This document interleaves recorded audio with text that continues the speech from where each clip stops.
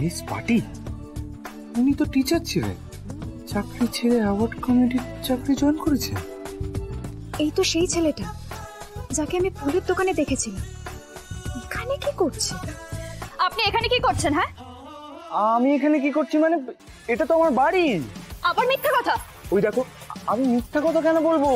আমি ঈশান গাঙ্গুলি, আর সাধারণত আমি মেয়েদের সঙ্গে এমন ব্যবহার করি না, কিন্তু যেটা অ্যাওয়ার্ড অর্গানাইজাররা করেছে সেটা ভুল।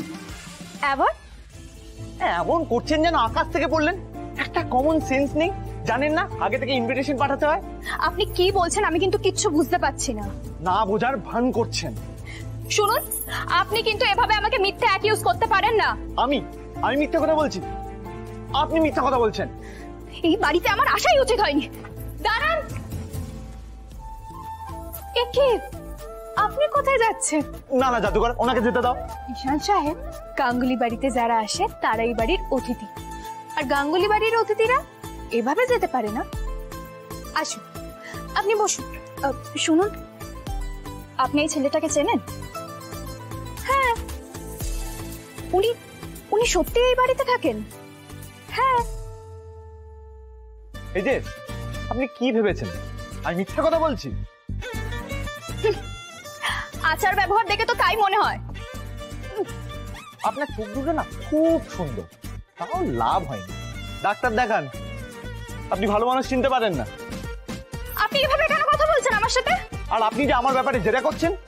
আপনি এই বাড়িতে থাকেন না, সেটা একেবারেই বিশ্বাসযোগ্য নয়। কেন কেন মনে হয় না? ঈশান সাহেব থামুন, থামুন আপনি।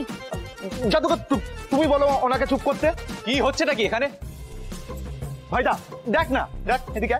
হ্যাঁ, এই মেয়েটা অ্যাওয়ার্ড অর্গানাইজারদের টিমে নতুন এসেছে, একটা কাজ ঠিক করে জানেন না। শুনুন, আমি কোনো অর্গানাইজারদের টিমে নই, আমি একজন টিচার, আর আমি আমার কাজটা খুব ভালো করে জানি। তার জন্য আমাকে এখানে ডাকা হয়েছে।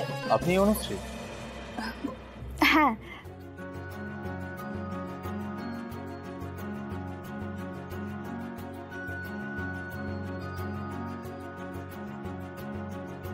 অনুশ্রী, যেমন মিষ্টি হাসি তেমনই সুন্দর নাম। সেদিন এই মেয়েটার ছবি তো ঈশানের কাছে দেখেছিলাম। আমিও তোর দাদা ঈশান, আমাকে জানতে হবে এই মেয়েটার প্রতি ঈশানের এত ইন্টারেস্ট কিসের। ঈশান, আমি ওনাকে ডেকে পাঠিয়েছিলাম গ্রাসরুট থেকে আমাদের স্কুল প্রজেক্টে সাহায্য করার জন্য।